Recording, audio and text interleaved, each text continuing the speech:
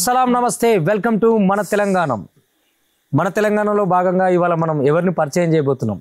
తన పాటతో ఈ ప్రపంచ పటం మీద తనదైన ముద్ర వేసుకొని తను ఏ పాట ఎత్తుకున్నా ఆ పాటకు ఒక చరిత్రలాగా ఒక పేజీని సృష్టించుకొని ఎంతోమంది కవులు కళాకారులు రచయితలు ఉన్నప్పటికీ మాటల తిరుపతి అన్న పాటన్నా మాటన్నా అది ప్రత్యేకమైన శైలి. తనదైన ముద్రను వేసుకొని ఒక్క తెలంగాణ కాదు యావత్తు ప్రపంచానికి దిగ్దిగంతాలకు తన పాటని విస్తరింపజేసిన తిరుపతనతో ఇవాళ మనం మాట ముచ్చట పెట్టుకోబోతున్నాం. అన్న నమస్తే. నమస్తే అన్న. వెతికి చాలా రోజుల తర్వాత మిమ్మల్ని పట్టుకున్నా. చివరికి ఈ చలి రాత్రులు మనల్ని ఇలా పాటలతో కలుపుతాయని నాకు. మనిద్దరం కలగపోయినా మీరు సమాజాన్ని చూసే కవిత కోణాన్ని మాత్రం నిత్యం చూస్తూనే ఉన్నాం మేము. Thank you. With pleasure. ఎందుకంటే మీ పాట ముఖ్యంగా ఒక్కొక్క పాటన అంటే ముందుగా ఆలోచించటంలో, కొత్తగా వచ్చిన ఒక వైవిధ్యాన్ని తొందరగా అందుకోవటంలో అందవేసిన చేయిగా తయారయ్యిండ్రు. ఎందుకంటే సై టీవీతో మొదలు పెడితే ఒక ప్రభంజనం మిలియన్స్లో ఒక పాటని ఇట్లా చేయొచ్చు, అది మిలియన్స్లో చూస్తారు అన్న ఒక కొత్త ఒరవడిని తీసుకొచ్చి ఆ తదనంతరం మీ తోవలో ఎంతోమంది మిమ్మల్ని చూసి ఇన్స్పైర్ అయ్యి వచ్చిన వాళ్ళు చాలామంది ఉన్నారు. ఎస్, ఈ ముచ్చట్లని మాట్లాడుకునే ముందు ఈ మానవీయ కోణం నుంచో ఈ సొసైటీ నుంచో ఒక మంచి పాటతో మనం స్టార్ట్ చేద్దాం. ఓకే. ముందుగా మన తెలంగాణ ప్రేక్షకులకి అందరికి కూడా పేరు పేరున కళాభివందనాలు. నేను మీ తిరుపతి మాటల. మనిషి అంటే మనకు ఒక సామెత ఉంటుంది అన్న. అదేంటంటే, నేను ఒక మార్పు అనే కార్యక్రమం తెలంగాణ యూనివర్సిటీలో పెడతారు, దానికి నేను వెళ్తున్నాను అన్నమాట. అప్పుడు బస్సులో పోతుంటే ముంగట ఇద్దరు ఒక వయసు పడిబడిన ఒక తాత అమ్మ ముందు కూర్చొని ఉన్నారు. ఓకే. నేను వెనక సీట్లో కూర్చొని ఉన్నా. కొంత దూరం నేను సిరిసిల్లలో బస్ ఎక్కి అటు నిజామాబాద్ వైపు వెళ్తున్నప్పుడు కొంత దూరం పోయిన తర్వాత కొంతమంది కాలేజ్ పిల్లల బస్ ఎక్కి. ఓకే. పిల్లలు కొంచెం ఇట్లా ట్యాటు, అప్పుడు అది బాగా ట్రెండ్. ఈ మధ్యలో కొంత మారింది కానీ ఆ టైంలో బాగా అప్పుడు కొత్త మనకి ఏదైనా కొత్తగా వచ్చిందని ఇది చేస్తాం కదా, టెంపర్లో ఏంటి అట్లా ట్యాటూలు చెవుల కమ్మలు అట్లా కనిపిస్తుంటే ఆ తాత అంటారు అన్నట్టు, ఈడ ఆడోడమ్మ కూడా అర్థమైతలేదు ఏంది అంటే. అంటే అమ్మ అంటది, అమ్మ అంటది కాలం మారుతుంది అంటది అన్నట్టు. అంటే మనిషి మారుతూ కాలం పైన నిందేస్తున్నాడు. ఓకే.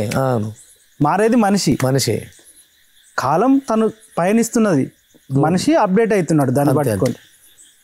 అప్పుడు అనిపించింది ఆ లైన్ తోటి ఒకటి రాశాను. మారిపోతుంది మనం నిందలా, పాలవుతుంది కాలం, ఏదిరా మనిషి గొప్ప,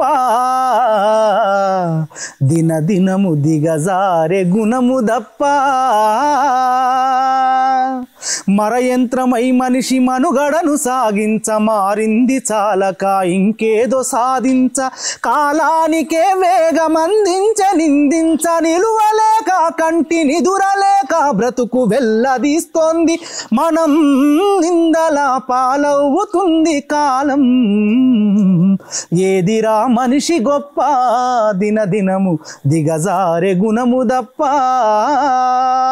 స్వార్థమే ఈనాడు రాజ్యమేలుతుంటే, మానవత్వం మట్టిలో గలిసిపోవట్టే, ఒకని మేలు కొరకు ఇంకొకని బలిగోరే ఈ నీచ సంస్కృతికి నిలువుటద్దాలయ్యి విర్రవీగేది మనం, నిందల పాలవుతుంది కాలం, ఏదిరా మనిషి గొప్ప, దినదినము దిగజారే గుణము దప్ప, సాధించే గోరంత కోల్పోయే కొండంత వెలుగంట చీకటి వెంటాడుతున్నట్టు మారిపోతుంది మనం, నిందల పాలవుతుంది కాలం, ఏదిరా మనిషి గొప్ప, దినదినము దిగజారే గుణము తప్ప.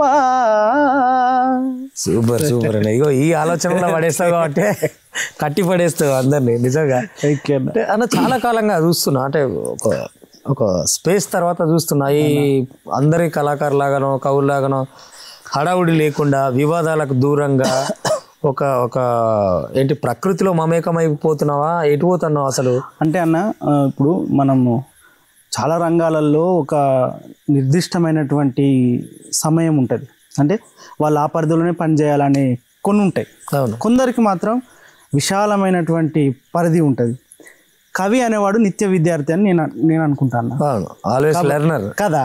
అంటే మనం కొంతవరకు సాహిత్యాన్ని రాసి ఇదే పూర్తిగా అంటే ఒక రీచ్ అయిన మన గోల్ అని అనుకోవడానికి లేదు కదా. లేదా అంటే ఈ వరవాడు ఉంది ఇప్పుడు అన్నట్టు రాసి ఆ కోవలోనే రాస్తూ రాస్తూ రాస్తూ అదే ముచ్చట. కాబట్టి కవి నిత్య విద్యార్థి, వాడు నిత్యం చదువుతూనే ఉండాలి, తెలుసుకుంటూనే ఉండాలి, సమాజాన్ని చదువుతూ ఉండాలి, తనను తాను మార్చుకుంటూ ఉండాలి, అప్డేట్ కావాలి. కాబట్టి నేను అంటే ప్రకృతికి బాగా దగ్గరగా ఉండి ప్రకృతిని ఇంకా లోతుగా అన్వేషణ చేయాలనే దాంతో కొంచెం మిగతా వాటికి దూరంగా ఉంటాను. ఎక్కడో బడుగు బలిగిన వాడ నుంచి ఇలా విమానం ఎక్కి నీ పాట నిన్ను ప్రపంచ పటానికి సిరేసింది కదా. అవును. ఆ ప్రయాణాన్ని ముందే ఊహించుకున్నావా? నేను ఇట్లా రాయాలా? నేను కలలుగా అన్నా అంటే అలా జరగాలి అన్న కలలుగా అన్నా, జరుగుతుందని ఊహించలేదు. కానీ జరుగుతున్నప్పుడు ఏమనిపించింది? చాలా సంతోషం వేస్తుంది కదన్న. అంటే ఒక పాట ఎలాంటి క్వాలిఫికేషన్ లేదు, పాటే కదా నాకు. అవునవును. అంటే నా చదువు పాట. అవును. నేను పాటనే చదువులాగా ఫీల్ అయ్యాను, పాటనే అనుభవించాను, పాడుతున్నాను, ప్రజెంట్ చేశాను. ఆ పాట నన్ను అంత దూరం తీసుకుపోతున్నప్పుడు అంటే నేను దేన్నైతే కష్టపడ్డాను, అంటే ఏ గోల్ అయితే రీచ్ అయిదాం అనుకున్నాను, దాన్ని ఒక్కొక్క మెట్టు ఎక్కుతున్నప్పుడు చాలా ఆనందం ఉంటుంది అన్న. ఇప్పుడు ఇందాక మీరు అన్నట్టు ఒక పాట కోసం బస్ ఎక్కిరు, బస్సులో సిరిసిల్ల నుంచి మార్పు అనే సదస్సుకి వెళ్తున్నాం, బస్ ఎక్కిరు, తర్వాత సొంతంగా కారు ఎక్కిరు, సొంత కారు కొనుక్కొని పోయే, అక్కడి నుంచి విమానం. ఈ ప్రయాణం అంతా పాటే ఇస్తున్నప్పుడు అంటే గెలుస్తున్నాం, ఇక గెలిచినాం అనే ఫీలింగ్ ఏమైనా వచ్చింది? ఒక కవి ఏం చెప్తాడు అంటే, ఒక కవిగా నేను తన నుంచి పొందిన స్ఫూర్తి ఏంటంటే, నువ్వు బతకడం కోసం పాట రాయి, నిన్ను బతికించడం కోసం కూడా పాట రాయి అని చెప్తాడు. నాకు కూడా చెప్పాడు కదా. నాకు కూడా చెప్పాడు. అవి చాలా గొప్ప వర్డ్స్ అవి. అవును, చాలా చాలా గొప్ప వర్డ్స్. ఎందుకంటే చాలా మంది కళాకారులని పని పాట లేదా అంట, పాటే పని రా అన్న విషయం.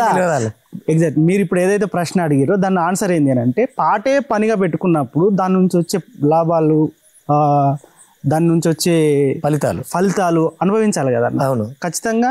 నేను ఎక్కడ మొదలైనో పాటతోటి ఆ పాట నన్ను ఎక్కడ తీసుకెళ్తే అక్కడ దాకా నేను పోవాల్సింది. నిజంగా ఎక్కడ మొదలైన, ఏ పాటతో మొదలైన? నా మొదటి పాట వచ్చి అంటే నేను చిన్నప్పుడు అమ్మ పాటలు, అమ్మతో తిరిగిన పాటలు, ఆమె కూలి పనిపోయినప్పుడు లేకపోతే ఎక్కడన్నా నలుగురితో కూడి పాడుకున్నప్పుడు విన్న పాటలు మొదలైన ప్రయాణము స్కూల్లో మొదటిసారి పాట పాడడం. ఓకే.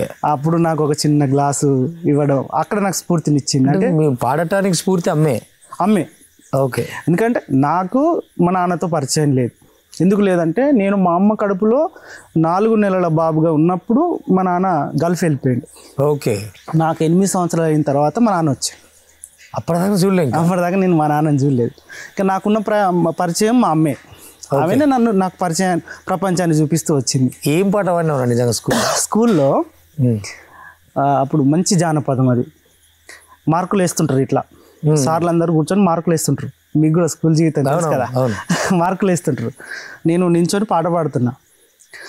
ఏడా ఉన్నాదో నవ్వుల నా ఎంకి, ఎట్టా ఉన్నాదో మాటల మరుమల్లి అని ఆ రాగం ఎత్తి పాడుతున్నా. అవును, ఈ పాట అసలు నాకు ఆశ్చర్యం ఏంటంటే, నేను చూడతాను, నేను కళ్ళు మూసుకొని పాడుతున్నా. నా ఫ్రెండ్స్ చెప్పారు, అరే సార్లు మిగతా వాళ్ళందరూ వాటి మార్కులు వేసిర్రు, నీకు వేయడం మానేసి వేయడం స్టార్ట్ చేసిర్రు అని చెప్పి. ఆ కాంపిటీషన్ అంటే మిగతా వాళ్ళందరికీ మార్కులు వేసిర్రా, నువ్వు పాడుతుంటే సార్ మార్కులు వేయలేడు, విన్నాడు నీ పాటను అని చెప్పిండ్రు. కానీ అక్కడ ప్రైజ్ చెప్పరు, మీకు ప్రైజ్ అనౌన్స్ చేయరు. అక్కడ ఉన్న కాడ వేదిక మీద ఇప్పుడు మనకు ఒక రోజు తెల్లారు జెండా పండుగ రోజు ఆగస్ట్ 15 అనుకుందాం, ఆ రోజు వేదిక మీద ఇస్తారు అన్నట్టు. అట్లా నాకు అప్పుడు చెప్పింది మా ఫ్రెండ్, అది ఇచ్చేటప్పుడు ఇట్లా చూసిర్రా నిన్నని. అది నా మొదటి మెట్ట అన్న పాటలా. ఓకే. ఆ తర్వాత ఫస్ట్ పేరు తెచ్చిన ఫస్ట్ తిరుపతి అంటే ఒక బ్రాండ్ వేసిన సాంగ్. దాని తర్వాత నాకు 2001-2003 ప్రాంతంలో అప్పుడు క్యాసెట్లు బాగా నడుస్తున్న కాలం, రీల్ క్యాసెట్, మన క్యాసెట్లు, టేప్ రికార్డ్ క్యాసెట్ నడుస్తున్న కాలం. ఆ టైంలో నేను అప్పటికే, అది నాకు 7th క్లాస్ అయిపోతుంది, అప్పటికి 7th క్లాస్. ఇక 6th 7th క్లాస్ మధ్యలో ఒక ఆల్బమ్కి సరిపడా పాటలు నేను రాసి పెట్టుకున్నా. అరే అప్పటికే అంటే పల్లవి చరణం అని తెలియకున్నా కూడా నాకు ఏదైతే ఫీల్ అవుతున్నానో అనుభవంలోకి వచ్చినాయి చూసినాయి ఆ పరిస్థితుల మీద కొంత అప్పుడున్న ప్రభావం నా మీద చూసిన వాతావరణాన్ని ఏదైతే కనిపిస్తుందో దాని మీద పాట రాయడం అల్లడం ఇట్లా చేసుకుంటే అప్పటికి ఒక ఆల్బమ్ కంప్లీట్ చేసిన నేను. నీకేదే లోకుండా ఒక కవి నీలో పుట్టడం అట్లా మొదటి క్యాసెట్ నాది మాపల్లె సూర్యోదయం అని ఒక ఆల్బమ్ చేసింది. దానిలో సింగిల్ కార్డ్ నాది. అప్పుడే స్టార్టింగ్ సింగిల్ కార్డ్ తోటి ఈ పాటలు ఇది చూడాలి ఎవరైనా స్క్రూట్ని ఇట్లా ఏం లేదా? అప్పుడు ఇక నాకు అంటే ఆ టీం కూడా అప్పటి వరకు ఏం చేయలేదు. నా ఆల్బమ్ చేసిన వాళ్ళు కూడా అప్పటి వరకు వాళ్ళకు కూడా ఏం ఎక్స్పీరియన్స్ లేదు, కానీ ఆ పాటలు నచ్చినాయి వాళ్ళకు. ఈ మంచి అవకాశం అప్పుడు ఫస్ట్ మాపల్లె సూర్యోదయం తోటి నా పాటల ప్రయాణం మొదలైంది. అంటే సుమారు 22 సంవత్సరాల క్రితం. 22 ఏళ్ళ కిందనే 23 ఏళ్ళు అనుకోండి. ఇక 56 అక్షరాలు నేర్చుకున్నాక ఈ కవిత్వం రాయడం నేర్చినట్టు వాటితో పాటే నేర్చుకున్నాను నా పాటలు. చిన్నప్పటి నుంచి అదొక పిచ్చి అయిపోయింది. ఆ ఆల్బమ్లో టాప్ సాంగ్ ఏందన్న?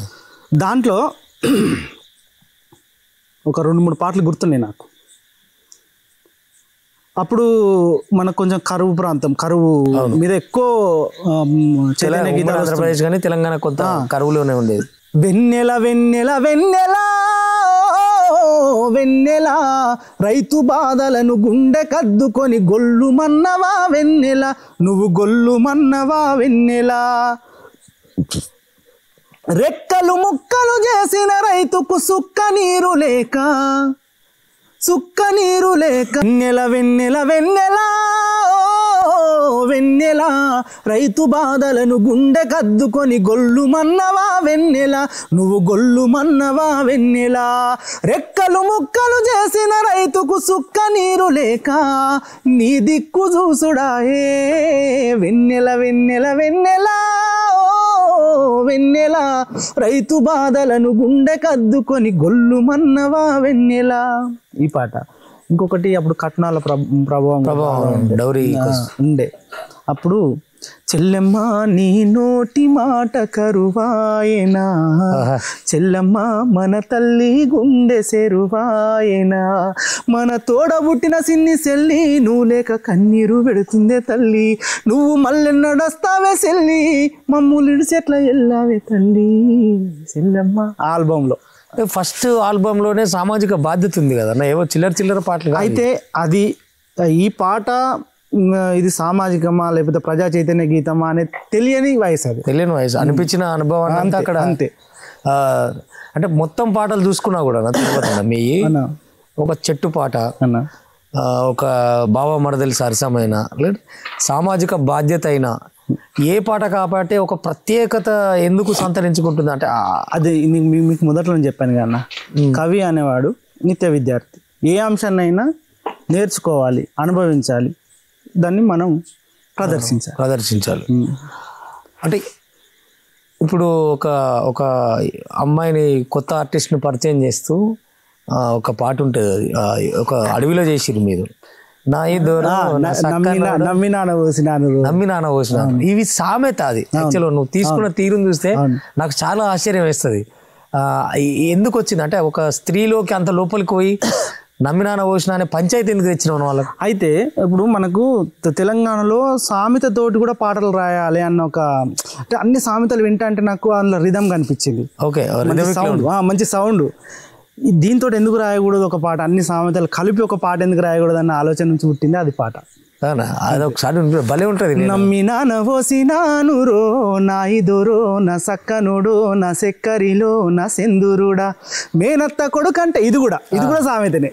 మేనత్త కొడుకంటే మేకల్ల కుక్కని మందెంద చెప్పిన నువ్వే కావాలని, నమ్మి నానవోసినాను రో నాయిదోరో నా సక్కనుడో నా సెక్కరిలో నా సెందురుడా, పడుసుదాన్ని కాదా గడుసుతనము లేదా, నీకు నచ్చలేదా నన్ను మెచ్చలేదా, మర్రి ఊడలాట మరసినవా నాయిదోరో నా సక్కనోడో నా సెక్కరిలో నా సింధురుడా, నీ పుర్రెల పురుగులు చచ్చినయా నాయిదోరో. అంత దూరం అంటే ఆడోళ్ళే కులుకునేటట్టున్నారు. అదే నేను ఇంతకుముందు ఇంటర్వ్యూలో కూడా చెప్పినా, అంటే మనం ఒక అంశం అనుకున్నప్పుడు ఆ సబ్జెక్ట్లోకి కవి పరకాయ ప్రవేశం చేసినప్పుడు మాత్రమే దాన్ని పూర్తి అనుభవించి తను అనుభవించిన ఫీల్ను పాటగా చెప్పగలడు, రాయగలడు. కొన్ని మిలియన్స్ వ్యూస్ వచ్చేలాగా ఒక్కొక్క పాట చేసినా ఉన్నా, అది ఏ పాట అయినా సరే, అమ్మాయిలతో చేసిన జానపదమైన, తర్వాత డాక్టర్ బాబాసాహెబ్ అంబేద్కర్ కోసం రాసిన సొసైటీ, ఎక్కడికక్కడ బాధ్యతను మర్చిపోతలేవు మళ్ళీ సొసైటీ పట్ల. మీరు చాలా జాగ్రత్తగా నిశితంగా పరిశీలిస్తే నాకు తెలిసింది ఏంటంటే మీరు ఎక్కడ వన్ సైడ్ అనిపించుకోలేదు.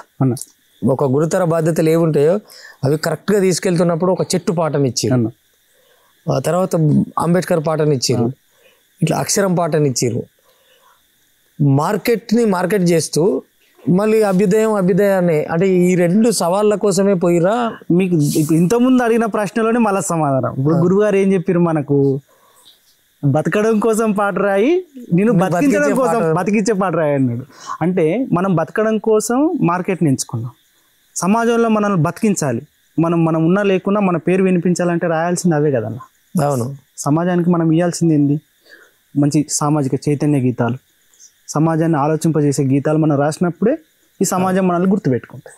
ఈ పాటల్లో అంటే ముఖ్యంగా అమ్మాయిల పాటల్లో ఒక రాత్రిని కలగంటావా అన్న, ఇటు ఒక చీకటి, ఒక చిన్న గుడిస, ఒక లైట్, ఆ అమ్మాయి అప్పుడు ఏం ఫీల్ అవుతుంది, అంటే అమ్మాయి తాలూకు ఆలోచన విధానం అంతా ముందు ఫీల్ అవుతావా? అంతే. ఇప్పుడు నేను ఒక పాట రాసేటప్పుడు ఏమనుకుంటా అంటే ఆ విజువల్ అంతా ఒకసారి మన మైండ్లో రన్ అవుతుంటుంది, ఆ ఇమేజ్ జరుగుతుంటది, తను ఏమేం చేస్తుంది, ఆ క్యారెక్టర్ మొత్తం ఫీల్ అవుతా ఉంటా. అంటే ఆ విజువల్ వచ్చినప్పుడు ఆటోమేటిక్గా సాహిత్యం డైరెక్షన్ కూడా అట్లే చేసుకుంటా.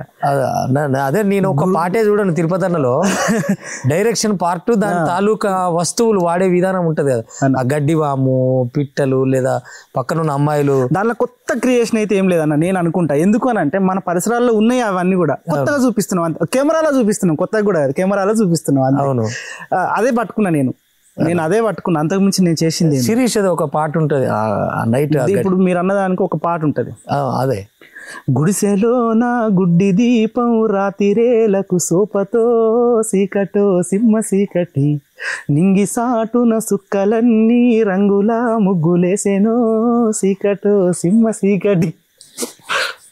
ఇట్లా తను ఫీల్ అయ్యేదాన్ని మనం ఫీల్ అవ్వడం. ఇప్పుడు ఎవరైతే క్యారెక్టర్ అనుకుంటా ఆ క్యారెక్టర్ ఏం ఫీల్ అవుతుందో అది అక్షరాలు. అంటే ఫస్ట్ ఆల్బమ్ చెప్పినప్పుడు ఏమో సమాజం కోసం ఉన్నది, నెక్స్ట్ కి వచ్చేసరికి జానపదాలు ఊపేసారు. ఏది అడ్డెడు అడ్డెడు అల్లి గర్జనన్న, మన గజ్వేల్ వేనన్న స్టూడియోలో జరిగింది వీళ్ళతో ప్రయాణం. ఇటు కమర్షియల్ వైపు ఎందుకు మళ్ళీ ఎప్పుడు మళ్ళీ అదే ఏ టైం అసలు అది. అయితే నేను మొదట పాటలు మొదలు పెట్టినప్పుడు ఈ అంశాలతోటి వచ్చినానన్న. ఎప్పుడైతే మార్కెట్కి ఎంటర్ అవుతున్నామో ఆ సిడీలు, ఆ క్యాసెట్ కాలంలో జానపదానికి మంచి డిమాండ్ ఉంది అప్పుడు ఇక్కడ ఈ ప్రాంతం నుంచి. మీకు గజ్వేల్ కానీ, సిరిసిల్ల కానీ, సిద్దిపేట కానీ, కరీంనగర్ కానీ వీటంతా కూడా మంచి జానపద ఊపు నడుస్తున్నాయి ఆ టైంలో. జడల రమేష్ అన్న, జిఎల్ నామదేవ్ అన్న, గుజ్జసీన్ అన్న, వేనన్న, మన గజ్వేల్ వేనన్న, తర్వాత ఇంకా పోతే ఎవరున్నారు, ఆగ్నూరు దేవన్న, రామాదేవ్ అక్క, మన స్వర్ణక్క, వీళ్ళందరితో కలిసి పనిచేసి కిషోర్ అన్న అంటే కిషోర్ అన్నతో చేయలేదు అన్నది మళ్ళా ఆయన గీతాలు, వీళ్ళందరితోటి నేను కలిసి పనిచేసినప్పుడు. మొదటి జానపదం ఏందన్న నువ్వు రాసింది? మొదటి జానపదం అంటే జానపదం మొదటి దాని కాదు కానీ బాగా పేరు తెచ్చిన ఆల్బమ్. అప్పటికి కొన్ని పాటలు చేసి ఉన్నాను కానీ బాగా పేరు తెచ్చిన ఆల్బమ్ వచ్చి నాకు జాజి మొగులాలి ఒక ఆల్బము. దాంట్లో నేను రాసిన పాట సుత్తనన్న రాము సువాడీల లాలి మొగ్గ కంటికైన గాన రాము మరుదల మరు మల్లె మొగ్గ నీ సూపెంత శృంగారం ఉంటదే ఆనోజ రూపే బంగారమాయనే ఆనోజ రాక వచ్చినవు నాలోన సరేపినవు తొంగి చూసినవు సంధీల సైగ చేసినవు ఏ గడియల చూసినవు గాని ఆనోజ. ఇదొక పాట ఉంటుంది. దాని తర్వాత జానపాట అని ఒక ఆల్బమ్ వచ్చింది. దాంట్లో గర్జనన్న, స్వర్ణక్క వీళ్ళందరూ పాడిరు. వేనన్న కూడా ఒక పాట పాడిన దాంట్లో. ఓకే, మన గజ్వేల్ వేనన్ను జడల రమేష్ అన్న కలిపి ఒక పాట పాడతారు. దాంట్లో గర్జనన్న పాడిన పాటలు పొద్దు పొద్దుళ్ళు రెండు పొద్దుల్లే రెండో యవ్వన్నా ఓ ఇలాల గొబ్బియాలలో. ఇది పల్లె పాట. ఆ 2 lines ఆ బాణి అంతా పల్లె పాట వేసుకొని బాగా వినేటోని నేను. ఊర్లలో అమ్మలక్కలు వాడుకునే లైన్ అది. అంతవరకు ఆ లైన్ తీసుకొని దాన్ని మళ్ళీ మనకి ఎట్లా ఏదైతే సబ్జెక్ట్ కావాలో దాన్ని యాడ్ చేస్తూ ఇంకో ఆ పాట రాశాను నేను. ఆ తుమ్మెదల ఇక్కడ నుంచి నాది స్టార్ట్ అవుతాయి లిరిక్. ఆ తుమ్మెదల సప్పుడు వింటే గుండె జల్లు మన్నాదో నా మరదలు గురుతుకొచ్చిందో వరదల్లే నా మనసు పొంగి పరలుతున్నదో పొద్దు పొద్దులు రెండు. దాని తర్వాత బస్సుల కూసుండిపోయేది ఎవరే అమ్మ నన్ను చూసుకుంటా గట్ల నవ్వేది ఎవరే అమ్మ నన్ను చూసుకుంటా గట్ల నవ్వేది ఎవరే అడ్డెడు అడ్డెడు అల్లి పూలు అత్త మామూలు సారే గర్జన్న బాయ్. తర్వాత మన గజ్వెల్ వేణన్ను జల రమేష్ అన్న కలిపి పాడతారు. అయ్యయ్యో నా అయ్యా అయ్యో కోరయ్య కొనియవే నాకు సెల్లు ఫోను అది లేకుంటే కాలేజీ కోనేవోను ఓరోరి సీను నా కొడుక సీను అద్దద్దు రావారి సెల్లు ఫోను దాని పాడుగాను సెల్లు తోటి పరేశాను సెల్లు కొనిత్తేనే చెప్పినట్టు ఇంటనయ్య లేకుంటే నీళ్ళు లేని బాయిన పడి సత్తనయ్య. అప్పట్లో ఇది మామూలు సిడి క్యాసెట్ వచ్చేది. Cassette CD. అప్పుడు అంటే అది విస్తృతంగా నడుస్తున్నప్పుడు ఇటు తెలంగాణ అందుకున్నావు. అప్పుడే కదన్న మనకు ఉద్యమం అంతా స్టార్ట్ అయిపోయింది. తెలంగాణ గీతాలు ఈ అంటే మొత్తం ఈ కమర్షియల్ మార్కెట్లో బాగా పేరు వచ్చిందా? సొసైటీకి సమాజానికి అభ్యుదయంగా అందించిన పేరు తెచ్చినాయి అన్న. ఇప్పుడు మీ దాంట్లో మనకు తృప్తినిచ్చే పాటలు, కొంత ఎదుటి వాళ్ళని కదిలించే పాటలు నిలబడతాయి అన్న. ఖచ్చితంగా ఎంటర్టైన్మెంట్ అనేది అదొక వరదలాగా. అంటే అది వచ్చి కమ్మేస్తుంది, తేరుకుంటాం దాని నుంచి, అదే వెళ్ళిపోతుంది. ఒక సీజన్ లాగా అట్లా వెళ్ళిపోతుంటుంది. సీజన్ లాగా ఉంటుంది. అవును. ఎందుకన్నా అంటే ఒక విస్తృతంగా నీ మార్కెట్ పోతున్న టైంలో డాక్టర్ బాబాసాహెబ్ అంబేద్కర్ పాట రాయాలని అంటే అన్న, నేను ఈ కమర్షియల్ దాంట్లో పడిపోతూ నేను అప్పుడప్పుడు తిరిగి చూసుకుంటా అన్నట్టు, ఏముంది మరి నన్ను నిలబెట్టే పాట ఏదైనా ఉందా అని చూసుకుంటా అన్నట్టు. ఓకే. ప్రతిసారి చూసుకున్నప్పుడు అంబేద్కర్ గారి మీద నేను ఇప్పటివరకు ఒక పాట రాయలేకపోయింది అని ఆలోచించి అప్పుడు మిగతా వాళ్ళ పాటలన్నీ విన్నాను. కొంచెం భిన్నంగా ప్లాన్ చేద్దామని మా అల్లుడు రాజేష్ కూడా అడిగినట్టు కదా ఒకటి రాయాలి అని. అది ఎప్పుడు అడుగుతుంటాడు. అంటే ఆయన ఏదైనా కొత్త పాట నేను రాసిన ఏదైనా రిలీజ్ చేయకపోయినా ఇక చర్చ నడుస్తుంది, కాల్ చేస్తుంటాడు. ఏమైనా ఏం పాట వస్తలేదు, ఇంకెంతకాలం ఆపుతో పాటలు మాట్లాడతాడు. సలహాలు సూచనలు కూడా చేస్తూ ఉంటాడు. నిర్విరామ గగన సీమ తాకిన త్యాగము తలదై ఇలా చేరిన మహనీయుడు విశ్వమానవాళి హృదయనాదమై విరజిమ్మిన బహుజనుల భగవంతుడు పాతాళమంత లోతులోన జాతి నలిగిపోతుంటే ఆకాశ వీధిలోకి అడుగులేయమంటూ దారి చూపే మసిపులిమిన మన బతుకుల మొలకెత్తిన ఒక ఆశ గతి తప్పిన మన బతుకులు నిలబెట్టెను దశ దిశ మడిగట్టిన మనువాదపు మెడ నరికిన ఒక ధీరుడు చెడబుట్టిన కుల రక్కసి తెగ నరికిన గుణవంతుడు జాతిని జాగృతము చేసి మేధస్సును దారపోసెనో వెలివాడలకే వెలుగై అంబేద్కర్. ఇది ఆ సినిమా రేంజ్ లో ఉంటుంది మన బొమ్మకు మురళి సినిమా రేంజ్ లో ఉంటుంది అది. అందులోనేమో అనుకుంటా ఒకసారి నేను ఈ పాట వింటే అట్లుంటది. కైలాష్ కేర్ వాడిన ఆ రేంజ్ లో. నిజంగా మీకు అవకాశం ఉంటే ఆయనతో వాడిరు ఈ పాట. తప్పకుండా వాడిస్తానన్న. అట్లాంటి అవకాశం వస్తే కనుక ఖచ్చితంగా నేను ఆయనతో పాడిస్తాను. నాకు ఇష్టమైన గాయకుడు. అంటే నా వాయిస్ లో కూడా నేను ఆయన ఇమిటేట్ చేయడానికి ఇష్టపడతా. వావ్. తర్వాత సోషల్ మీడియా ఒక టర్న్ చేసింది మిమ్మల్ని. అంటే అప్పటి వరకు మీరు ఏం రాసిరు, రచయిత జనరల్ గా వినపడతాడు కానీ కనపడడు. అవును అవును. డైరెక్ట్ గా మాటల తిరుపతి అంటే ఆయన ఇట్లుంటాడు అని చూసింది ఒక ఫేస్బుక్ ఒక పోస్ట్ ద్వారా. అయితే 2014 నాకు మన అంటే తెలంగాణ వచ్చిన మొదటి బతుకమ్మ సమయంలో V6లో నా పాట వచ్చింది. అవును. అప్పటి వరకు ఛానల్లో పాటలు రావడం మన కళాకారులకి చాలా అరుదు. అదొక ట్రెండ్. మీరు మీ ప్రయాణంలో అదొక ట్రెండ్. తక్కువ మన కళాకారులకి టీవీలో వాళ్ళు పిలవడమే అసలు అరుదు. యూట్యూబ్ అప్పటికి ఇంకా కొంచెం అంత అంటే ఇంకా మొదలైందని కూడా చెప్పడానికి లేదు ఆ టైంలో. అప్పుడు 2014 బతుకమ్మ, మొదటి బతుకమ్మ తెలంగాణ వచ్చిన తర్వాత మొదటి బతుకమ్మ V6లో రాయడం నాకు అవకాశం వచ్చింది. అవును. అది వచ్చినప్పుడు పుడమి ఎదలపైన పురుడోసుకున్న కరుణాల తల్లివమ్మ, ఈ మట్టి బిడ్డల ఇలవేలు పైన మా ఇంటింటి దేవతమ్మ, గలగల గాజుల పడతుల చేతుల దోసిట్ల ఒదిగిపోతావు, పువ్వుతో నీ పువ్వు అల్లుకొని ధరణి వాకిట్ల కొలువు దీరేవు, బతుకమ్మ తల్లిగా సేవలందేవు అని రాస్తూ ఉద్యమాన్ని, అంటే సాంస్కృతిక ఉద్యమం తెలంగాణలో బతుకమ్మ. ఊహలకే ఊపిరి పోసిన రూపం నీది బతుకమ్మ, ఉయ్యాలో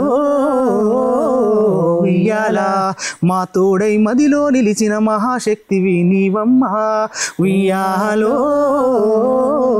ఉయ్యాల దద్దరిల్లిన యుద్ధ భూమిలో పొద్దు పొడుపువైనావో, ఉద్యమానికే భూతమిచ్చి మా పెద్ద దిక్కువైనావో, తెలంగాణ జాతి ఖ్యాతిని ప్రపంచాన పరిచయం చేసిన ఘనత నీది గౌరమ్మ, ఘనమైన తల్లి బతుకమ్మ, ఉయ్యాలో ఉయ్యాలో బతుకమ్మ ఉయ్యాలో. ఈ ట్రెండ్ సెటర్ మీరు యాక్చువల్గా వాస్తవంగా. అంటే అప్పటి వరకు తెలంగాణలో ఒక ఇటువంటి ఒక వరుస లేదు. అవును అవును. బతుకమ్మని ఇట్లా చూపి మల్టీ టెంపోలో చేసిన పాట ఇది.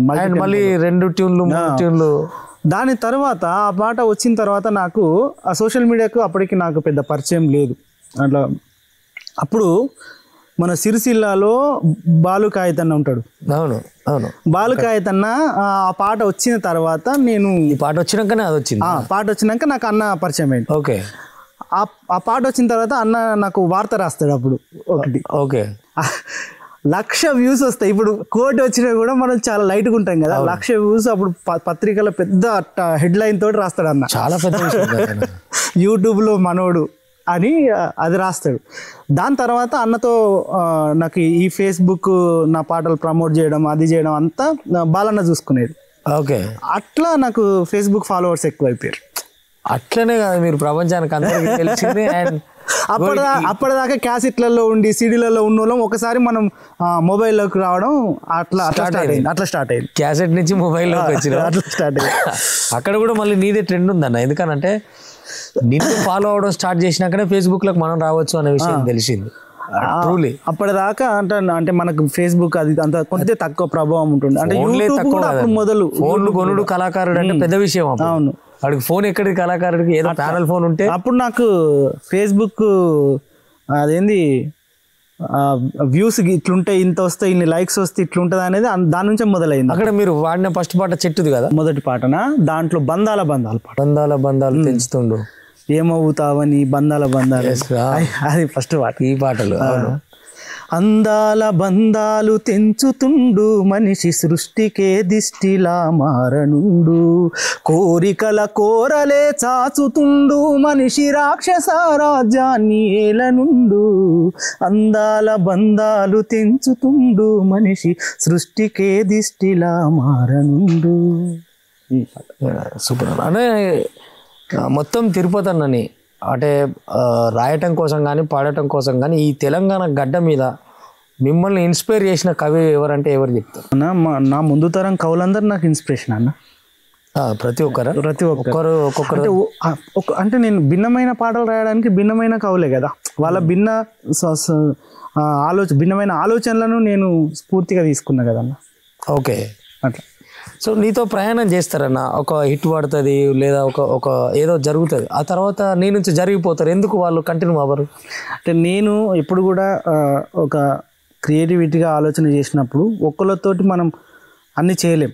సక్సెస్ వాళ్ళకు ఉండకపోవచ్చు, మనకు కావచ్చు. కాబట్టి నేను ఏం చేస్తా అంటే నా పాటల వరకు కొత్త వాళ్ళకి అవకాశం రావాలి, ఇంకో కొత్త వాళ్ళకి అవకాశం ఇవ్వాలి, దాని ద్వారా వాళ్ళకు సక్సెస్ రావాలి, నా ఛానల్కి సక్సెస్ రావాలనే ఆలోచన ఉంటుంది. మిలియన్స్ ఆఫ్ వ్యూస్ అంటే సై టీవీ తిరుపతి పాట వచ్చింది అంటే ఇంకా కొట్టలేమరా అనుకున్న రోజుల నుంచి ఇప్పుడు ఎందుకు ఇంత స్పేస్ ఇచ్చిండు తిరుపతి అన్న? ఒకటన్నా దేన్ని ఎక్కువ కాలం మనం తీసుకెళ్ళలేం ఈ ఫీల్డ్కి వచ్చేసరికి. ఓకే. దేన్ని పూర్తి స్థాయిలో సుదీర్ఘ ప్రయాణం చేయలేం దీంతో. అవును. ఆ ఫ్లో నడిచినంతసేపు దాన్ని బాగా ఎంజాయ్ చేసినాం. ఇంకా ఎప్పుడు అదే నడవాలని లేదు కదా. లేదు. ఇంకో కొత్తదనానికి మనం పురుడు వేయాలంటే కొంత స్పేస్ అవసరమే. సో దానికోసం ఈ గ్యాప్ వచ్చింది. చాలా మందికి అర్థం కావట్లేదు, ఎందుకు సైట్ గ్యాప్ ఇచ్చిండు, ఎందుకు తిరుపతి కనబడతలేడు, ఏమైందనే చర్చ ఎక్కువ నడిచింది. కొత్తగా మనం ఏదైనా చేయాలన్నప్పుడు ఆ స్పేస్ అవసరమే. అవసరమే. సో ఇప్పుడు కొత్తగా రాబోతురు మళ్ళీ అంటే నేను అనుకుంటున్నా, అది కొత్తగా కనిపిస్తలే అనేది చూడాలి, వేచి చూడాలి. కాదు, కొంతమంది కొన్ని కోరికలు ఉన్నట్టు తిరుపతి అనే ఉన్నంత ఇప్పుడు జనరల్గా అందరు నగరానికి వస్తారు ఊరికెళ్ళి ఫేమ్ కాగానే, లేదా కొంత ఫేమ్ వచ్చిన తర్వాత కొంత వెసులుబాటు, ఆర్థిక వెసులుబాటు కానీ జీవిత వెసులుబాటు కానీ కలిసినప్పుడు నగరాల్లో ఉండడానికి ప్రయత్నిస్తారు. అవును. నువ్వు నగరంలో ఉన్న కొత్తదనం అంతా తీసుకొచ్చి ఊర్లో పెడుతున్నావు. నీ ఇప్పుడు మైనెస్ట్ అని ఒక సామ్రాజ్యాన్ని ఏర్పరచుకొని నేను ఇవాళనే చూడటం జరిగింది. అది మిత్రులారా మీకు చాలా మందికి తెలియదు. ఈయన ఎక్కడ ఉంటున్నావు అంటే, ఇగో ఈ చీకటి ఉంది కదా, ఈ చలి రాత్రుల్లో ఇట్లా పాటతో ప్రకృతితో చట్టాపట్టాలు వేసుకొని తిరుగుతుండు మనుషులను వదిలేసి. కాబట్టి ఈ స్పేస్ వచ్చింది అనుకుంటా. అంతే అన్న. ఇప్పుడు నేను పాటని 2 రకాలుగా చూస్తున్నాను. నేను పాటను ఎంత ఇష్టపడి రాస్తే అంత ప్రజాదరణ పొందుతుంది, ప్రజల్లోకి వెళ్తుంది అని నమ్మేటోని నేను. కాబట్టి పాట అంటే ఒక అక్షరాల పొందికనే కాదు, అది ఒక అనుభవం కావాలి, దాన్ని అనుభవించాలి, ఇష్టపడాలి, ప్రేమించాలి, తపన పడాలి. అవన్నీ మనం చేసినప్పుడే ఆ పాట సక్సెస్ వస్తుందని నేను నమ్ముతాను. కాబట్టి నేను ఏ ప్రాంతంలో ఉంటే ఆ పాటకు న్యాయం చేయగలుగుతానో అక్కడ ఉండి ఆ పాటను చూసే కోణం నాది. ఓకే. ఇక్కడ నుంచి చూస్తున్నాను నేను. ఎస్ అన్న. ఈ మధ్య అంటే కొత్తగా రాసిన పాట ఏంటన్నా? ఇప్పుడు రాసిన పాట, ఇప్పుడు రీసెంట్గా ఈ స్పేస్లో నేచర్ మనకు ఇండికేషన్స్ ఇస్తుంటుంది అన్న మనిషికి. అంటే నిన్ను నువ్వు ఎప్పుడు ఏ సమయంలో ఎట్లా మలుచుకోవాలని చెప్తుంది. దాంట్లో ఏం చెప్తుంది అంటే, ఆకురాలిన చెట్టు తిరిగి చిగురు తొడుగుతదెందుకో, ఆకురాలిన చెట్టు తిరిగి చిగురు తొడుగుతదెందుకో, లేలేత సొగసుల నద్దుకొని తన ఉనికి తెలిపేటందుకో, బీడువారిన నేల నింగిని పలకరిస్తది ఎందుకో, బీడువారిన నేల నింగిని పలకరిస్తది ఎందుకో, పచ్చి బాలింతయ్యి తాను పరవశించేటందుకో. అంటే మనిషి కూడా ఆ నేచర్ చెప్తుంటుంది, నువ్వు పడిపోయినా లేచే కెరటానివి. కాబట్టి నేచర్ తను స్ఫూర్తిగా తీసుకునేటి చాలా మనకు చెప్తా ఉంటుంది. వినగలగాలి, చూడగలగాలి, ప్రకృతిని వినగల కోసమే అవన్నీ వదిలిపెట్టి ఇక్కడ ఉంటాను నేను. సో ఇక్కడ పీస్ ఉంది మీకు, ఇక్కడ నేర్చుకోవడానికి చాలా స్పేస్ ఉంది. ఓకే, పీస్ కాదు స్పేస్ ఉంది. మనుషులను వదిలేసి ప్రకృతిలో ఏం నేర్చుకుందామని, అంటే ఆ ఇండికేషన్స్ పట్టుకుందామని అన్న. ఎస్ అన్న. ఇప్పుడు ఇన్ని రకాల పాటలు రాసినావు కదా, అన్నలకు ఎప్పుడు ఒక పాట అందియలేదా మీరు? రాసినాను అన్న. అంటే వాళ్ళకి అందియాల్సింది ఏంది కానీ, అంటే నేను అటువైపు ప్రయత్నం చేయకపోయినా నేను పుట్టిన ప్రాంతం అదే. అవును. అంటే మీలో విప్లవం నేను పుట్టిన ప్రాంతం మీ పెన్ను నుంచి ఎట్లా వస్తుంది అనేది నా ఆలోచన. ఈ మట్టి ఎదలపై విప్లవ చరితలు నెత్తుటి సిరతో రాసినవి, ఉద్యమాలకు ఊపిరోసినవి, ఎందరెందరో వీరయోధులను కన్న తల్లి నా జన్మభూమికి వందనం, నా జన్మభూమికి వందనం, నా పుణ్యభూమికి అని రాశాను. ఓ సూపర్. అక్కడ కూడా స్ఫూర్తి ఉంది అంటే వాళ్ళని తెలవటంలో. అంటే బాగా అమరవీరుల మీదకి పోయి రాయాల్సిన అవసరాలు అట్లా ఏం రాలేదని తెలంగాణ ఉద్యమంలో రాసిన. తెలంగాణ ఉద్యమంలో మీ పెద్ద పేగును తెంచుకొని పుట్టిన, ప్రేమానురాగాలు పంచుకొని పెరిగిన, మీ కడుపు పంటలు మంటల్లో మాడిన, నెత్తుటి ముద్దలై నేలకే రాలిన, నింగిలోన వేగు చుక్కలైరి, చెరగని త్యాగాల గుర్తులైరి, అమరవీరుల గన్న తల్లులారా మీ త్యాగాలకు వందనాలమ్మా, మీ పాదాలకు వందనాలమ్మా. ఇది రాసి. సూపర్. అంటే ఒక అపవాదు, కళాకారులు మాట్లాడిన ఒక అపవాదు చెప్పండి. ఆయనకు కావాల్సుకునే ఉత్తమ గాయకుడి అవార్డు ఇచ్చిరు, వాంటెడ్లీ రసమైకి ఈయన ఫ్రెండ్ కాబట్టి ఇట్లా జరిగింది అనేది కళాకారులే మాట్లాడారు. అంటే నేను కలం పట్టకుండా నా గలం విప్పకుండా అవార్డు వచ్చిందని అయితే నేను అనుకోవడం లేదు. ఓకే, నేను అనుకోవడం లేదు. ప్రజలు నన్ను ఆశీర్వదించారు. అవార్డు అనేది ఒక రసమయ్యని అనుకుంటేనో లేకపోతే ఇంకోళ్ళు తీర్మానం చేసి వచ్చేది కాదు. దాని క్యాబినెట్ తీర్మానం కావాలి. అంతమందిని మెప్పించేంత శక్తి అయితే నాకు లేదన్న. నా పాటకు ఉందేమో కానీ నాకు లేదన్న. ఓకే, ఇదే సమాధానం అన్న. అట్లనే అదంటే వాళ్ళు ఇచ్చేటోళ్ళు అంత అల్కగా చూసి అదే నేను చెప్తున్నాను కదా, దానికి క్యాబినెట్ ఆమోదం కావాల్సి ఉంటుంది. అవును, ఎందుకు మధ్యలోనే మరి దాన్ని వదిలేసిరు? అవసరం లేదన్నా. ఏది? సారథిలో ఉద్యోగం ఉండే కదా. సారథిలో ఉద్యోగాన్ని వదిలేయడానికి కారణం ఏంటిదంటనా, దానికి అప్పుడు మరి కొంత నిర్బంధాలు ఉండే. దానికి అంటే ఈ పరిధిలోనే పని చేయాలి, రెస్ట్రిక్షన్స్ ఉండే. ఈ పరిధిలోనే పని చేయాలా, ఇట్లనే పని చేయాలనుకున్నప్పుడు నాకు అమెరికా పోవడానికి అవకాశం వచ్చినప్పుడు నేను అడిగితే వాళ్ళు పర్మిషన్ ఇవ్వలేదు నాకు. నేనేమనుకున్నానంటే, నేను పాటతో మొదలుపెట్టిన ప్రయాణం ఇక్కడ కాదు కదా ఆగాల్సింది, ఇక్కడితో ఆగేది కాదు కదా. పాట నన్ను ఎంత దూరం తీసుకెళ్తే అంత దూరం వెళ్ళాలి, నేను దాన్ని పట్టుకొని పోవాలి నేను. అవును, మరి ఇక్కడ ఆగిపోయే పరిస్థితి వస్తే ఇదే వద్దు అనుకున్నాను నేను. ఇది వద్దు నాకు అని అట్లా నేను వదిలేసి రావడం జరిగింది. ఓ సూపర్. అంటే ఈ బంధాలు కాళ్ళకు అడ్డం తగిలితే మన పరిధి కేవలం ఆ ఉద్దేశం తప్ప మరే ఉద్దేశం లేదు. గద్దరన్న బాగా మిమ్మల్ని ఇన్స్పైర్ చేసిన అంశాలు ఏముండే? నేను గద్దరన్నతో ఆయన పాటలు వినుకుంటూ పెరిగినన్న. చాలా పాటలు. నన్ను గన్న తల్లులారా తెలంగాణ పల్లెలారా, మీ పాటనై వస్తున్నానమ్మో మాయమ్మాలాల. ఈ పాట కంటే ముందు కూడా ఇంకా పాట వచ్చింది అన్నది.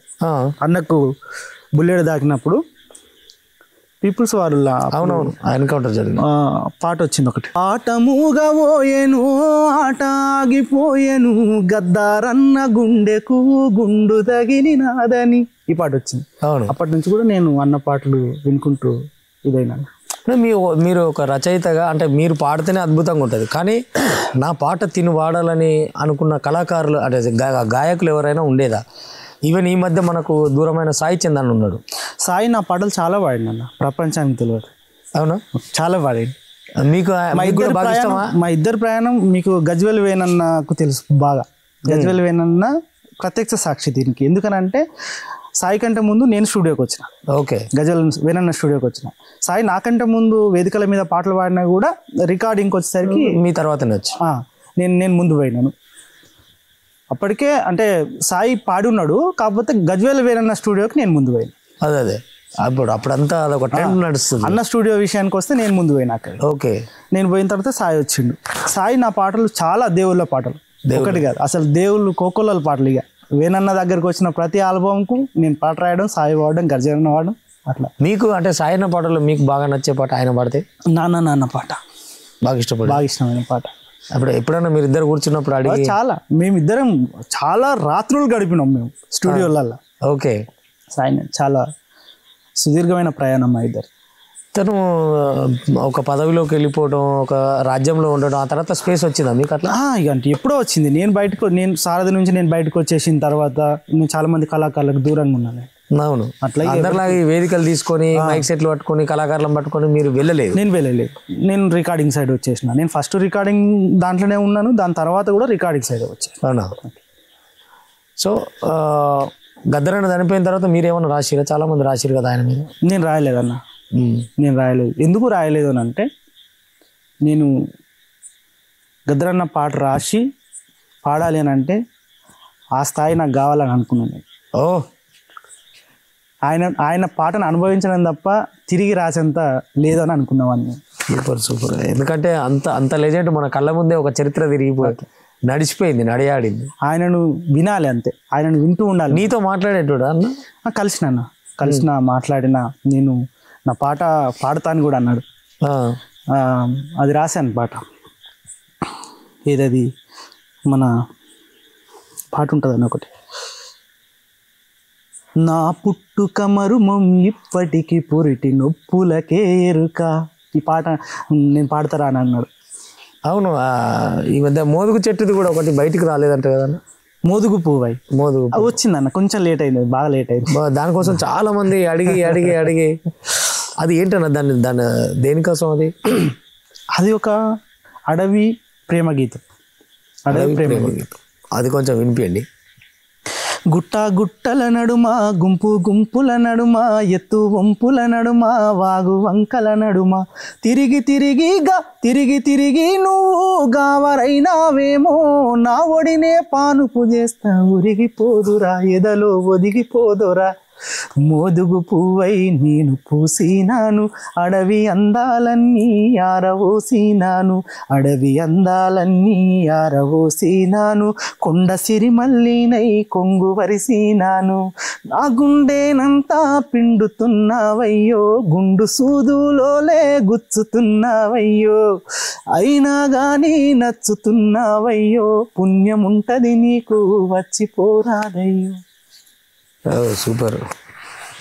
ఇప్పుడు రేవంత్ రెడ్డి ప్రభుత్వం వచ్చిన తర్వాత కొంతమంది కవులను కళాకారులను గుర్తించి అంతా చేసిరు కదా, ఆ లిస్ట్లో ఎందుకు తిరుపతి అన్న పేరు లేదు?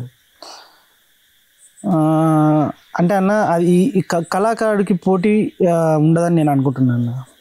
ఓకే, ఆ పోటీలో నేను ఉండాలి, ఆ పాటలు దాంట్లో నేను నెగ్గాలి అనేది ఏమి ఉండకపోవచ్చు అన్న.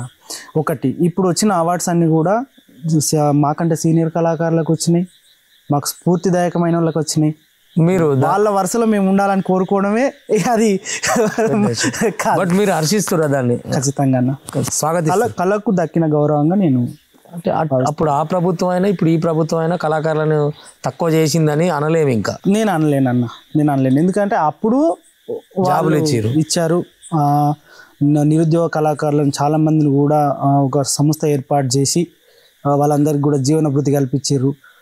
నేను బయటకు వచ్చిన తర్వాత కూడా నేను చాలా స్టేట్మెంట్లు ఇచ్చినన్న. మిగతా కళాకారులు ఎవరైతే తెలంగాణ ఉద్యమాన్ని నమ్ముకొని ఉన్నారో, తెలంగాణ ఉద్యమంలో పాటలు పాడి జీవితాలు త్యాగం చేసిన వాళ్ళు ఉన్నారో వాళ్ళందరికీ కూడా ఉద్యోగాలు వస్తే బాగుంటుంది, రావాలని చెప్పి నేను అప్పుడు కూడా గవర్నమెంట్ని చాలా ఇంటర్వ్యూలలో రిక్వెస్ట్ చేసినాను. ఓకే అన్న, అంటే మీ పాటల్లో ముఖ్యంగా ఎందుకు నువ్వు చీకటితో మాట్లాడి తెల్లారొద్దని అన్నావు? అయితే పూర్తిగా లేని వాడికి రేపటితో అవసరం లేదన్న. ఓకే, మనకి ఈ పూట గడిస్తే చాలు. అవును, రేపటితో పెద్ద ఆలోచనలు కూడా ఉండవు. పూర్తిగా ఉన్నవాడికి కూడా రేపటితో పెద్ద అవసరం ఉండకపోవచ్చు, ఎందుకంటే అది ముందే డిసైడ్ అవుతాడు, వాడి చేతిలో ఉంటుంది. కానీ రేపటితో అవసరం ఉన్నాడు ఎవడంటే మధ్యతరగతి జీవితం అన్న. ఓకే, తెల్లారితే వానికి పాల bill, current bill, school bill, అప్పులు ఇవన్నీ గుర్తొస్తుంటాయి. ఆ మధ్యతరగతి సగటు జీవితాన్ని ఎక్కడ పట్టుకున్నావు, ఎట్లా తెలుసు? మన కళ్ళ ముందు ఉందంతా అదే జీవితం కదన్న. మనం చూసే మన పరిసరాలన్నీ కూడా 100% అవే జీవితాలు కనిపిస్తూ ఉంటాయి అన్న. అప్పుడు నేను చూసి రాసిన పాట ఇది. ఆయన చీకటిని వేడుకుంటుండు. అవును, నా పాటలో క్యారెక్టరు చీకటిని వేడుకుంటుండు ఆయన. చీకటమ్మా నువ్వు ఎల్లిపోకే నాకు రేపటి పొద్దును చూపమాకే, చీకటమ్మా నువ్వు ఎల్లిపోకే నాకు రేపటి పొద్దును చూపమాకే, తెల్లారుతే నాకు ఎదురొచ్చే కష్టాలు, తెల్లారుతే నన్ను గలిసేటి బాధలు, తెల్లారుతే నన్ను విలిసేటి అప్పులు, తలుసుకుంటేనే గుండె వణుకుతుంది. చీకటమ్మా నువ్వు ఎల్లిపోకే నాకు రేపటి పొద్దును చూపమాకే, కూలి చేసినాడే కూడి ఉంటది పెళ్ళము, కూలి చేసినాడే కూడి ఉంటది పెళ్ళము, గవ్వరాని నాడు గడప దాటని అది నన్ను, కూడు పెట్టది కుక్క బూతులు తిడుతుంది,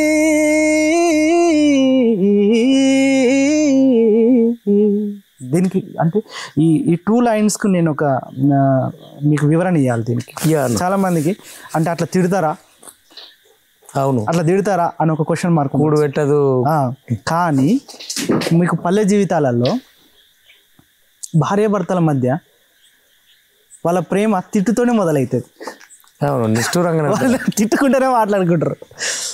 వాళ్ళు అన్నం పెట్టేటప్పుడు కావచ్చు, ఇంకొకటి పిలిచేటప్పుడు కావచ్చు, భర్తను భార్యను భర్త, వాళ్ళ ప్రేమ కొంత మొరటుగానే కనిపిస్తుంటుంది. తీరే అట్లా ఉంటుంది. కాబట్టి వాళ్ళకి వశపడదు, దాన్నే ప్రేమిస్తారు వాళ్ళు. వాళ్ళ ప్రేమ అంటే నా పైన ఎంత ప్రేమ ఉందో అన్ని అట్లాంటి వ్యంగ్యమైన మాటలు వస్తేనే ఆ ప్రేమ ఎక్కువ ఉందని వాళ్ళు అనుకోవడం అన్నట్టు.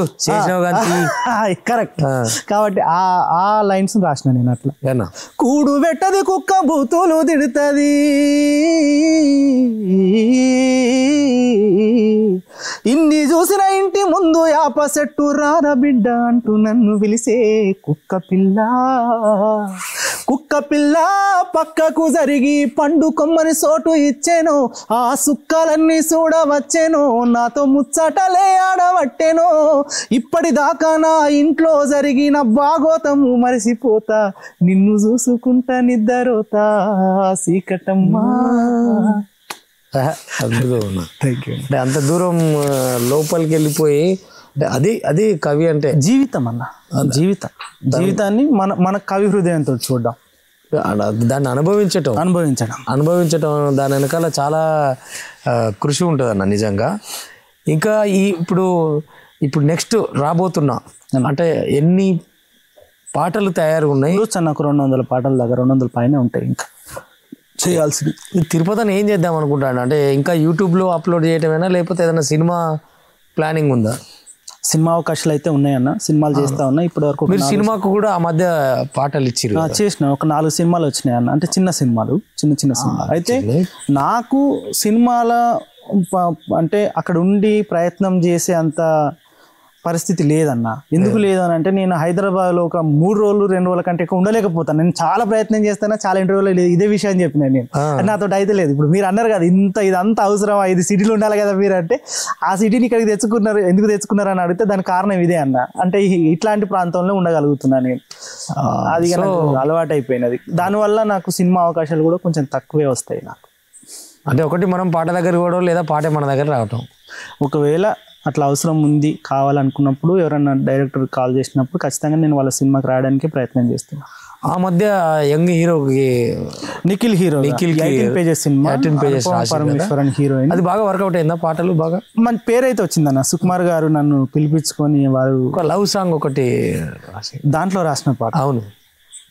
నీ పేరేందో తెలువది, నీ ఊరేందో తెలువది, నువ్వు ఏడుంటవో తెలువది, నువ్వు ఎట్లుంటవో తెలువది, అయినా నా ఎదసాటు నీ పేరే రాసుకున్న, నీ బొమ్మే గీసుకున్న, నిదురన్నది లేదే నీ వల్ల ఓ పిల్ల, బాధైతుందే నీ ఆదిల నా గుండెల్లా.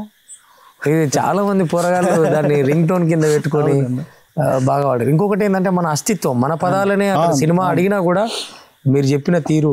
ఒకప్పుడు తెలంగాణ పాట అంటే సినిమాలలో కామెడీ లేదా విలన్ అంతే కదన్నా. ఇప్పుడు తెలంగాణ సాహిత్యంతో కూడినటువంటి పాట సినిమాలో పెడితే ఆ సినిమా హీరో పాట, మన పాట అక్కడ హీరో అవుతుంది. అవును, హీరో అవుతుంది, సినిమా హిట్ అవుతుంది. ఇప్పుడు హీరోలు కూడా మన మాటే మాట్లాడుతుంది, రానోళ్ళు కూడా అదే మాట్లాడుతుంది. 2014 ముందన్న జానపద కళాకారుడు అన్న చాలా చిన్న చూపు ఉండాలి. నేను ప్రత్యక్షంగా అనుభవించినాను అది. తెలంగాణ కళాకారుడు అన్న కూడా ఒక రకంగా భయపడుకుంటూనే చెప్పాలి. నేను పాటగానో లేకపోతే నేను రచయితను అని చెప్పడానికి కూడా భయపడే రోజుల నుంచి తెలంగాణ వచ్చిన తర్వాత ఈ పరిస్థితులు పూర్తిగా మారిపోయినాయి. నువ్వు ఏకంగా ఒక్కొక్క పాటను తీసుకుపోయి వాళ్ళకి పోటీ పెట్టినావు కాదు. మిలియన్స్లలో ఈ జానపదాలకు సినిమా పాటకు పోటీ అయింది. ఇప్పుడు యూట్యూబ్ చూసే వాళ్ళకి కౌంటింగ్ అవుతుంది పాట ఎట్లా అవుతుంది. వేదిక మీద అంటే చెప్తుంటారు, సుకుమార్ గారు చెప్తుంటారు, తిరుపతి బన్నీ నీ పాటలు చాలా వింటాడని చెప్తుంటాడు. సూపర్ అఫిషియన్స్. అప్పుడు అనిపించింది అంటే మన పాట సక్సెస్ అయిపోయింది, నిలబడ్డది మన పాట అంటే నా పాటే కాదు తెలంగాణ ప్రతి కళాకారుడి పాట ఇలా సినిమా వాళ్ళు వినే స్థాయికి చేరుకుంది. అవును, ప్రతి కళాకారుడి పాట. పాటల పట్ల కూడా కొన్ని గొడవలు జరుగుతూ ఉంటాయి కదా, పదప్రయోగాల దగ్గర అట్లా కొన్ని. నీకు కూడా అట్లాంటి అవి జరిగినట్టు నాకు ఇప్పటివరకైతే నాకు రాలేవన్న అట్లాంటివి. ఎవరికి ఎవరు పోటీ గారన్న. నేను ఏమనుకుంటా అంటే నువ్వు గుండు పిన్ అయినావు అనుకో, నిన్ను ఏ ముళ్ళలో కట్టినా కూడా నువ్వు బయటకే గుచ్చుకొని వస్తావు.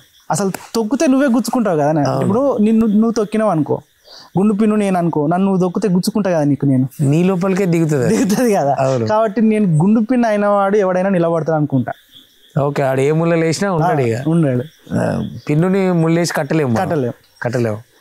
ట్రూలీ అన్న, నిజంగా అద్భుతం. అన్న నిజంగా అంటే ఒక ఊరికే ఇంటర్వ్యూ చేయాలి కాబట్టి ఏదో ఎత్తుకోవాలనేది కాకుండా సమాజం పట్ల, సమాజంలో పోవాల్సిన పోకడ పట్ల, అంటే ముఖ్యంగా కవి జీవితం పట్ల ఎట్లా ఉండాలి, ఒక మార్పును తనని తాను ఎట్లా చూసుకోవాలి అనే అంశం కానీ, ఇప్పుడు రాబోయే పాటలు కానీ మీరు చెప్పిన విధానం నిజంగా ఇంత దగ్గరకు వస్తే కానీ తిరుపతి అన్న ఇట్లా ఉంటాడు అనే అంశం నాకు క్లియర్గా తెలిసి వచ్చింది. థ్యాంక్ యూ అన్న. అండ్ ప్రధానంగా సిరిసిల్లకి ఇంత దూరం వస్తే మన తెలంగాణలో మీ పాటల మాగాణాన్ని కొనసాగించి థ్యాంక్ యూ అన్న. మరొక మారు ఈ ప్రపంచానికి మీదైన ముద్ర వేయటంలో నిజంగా నిలబడ్డారు. Hats off your words. Thank you అన్నయ్య. చివరిగా నేను చెప్పదలుచుకుంది ఏంటంటే, ఇందాక చెప్పాను, మొదట్లో చెప్పాను, సమాజాన్ని మీ కవితా దృష్టితో చూడడం అది నేను బాగా ఇష్టపడతాను. నిజంగా ఈ సమయంలో చాలా సమయం వెచ్చించి ఈ ఇంటర్వ్యూ చేసినందుకు రమేష్ అన్నకి, రాజకొండ రమేష్ అన్నకి, అట్లనే మన తెలంగాణ చూస్తున్నటువంటి ప్రేక్షకులందరికీ కూడా పేరు పేరున కళాభివందనాలు. Thank you. అది మిత్రులారా, ఇది మన మాటల తిరుపతి అన్నతో ఇవాళ జరిగినటువంటి మాట ముచ్చట. మరొక గెస్ట్తో మళ్ళీ కలుద్దాం. నమస్తే.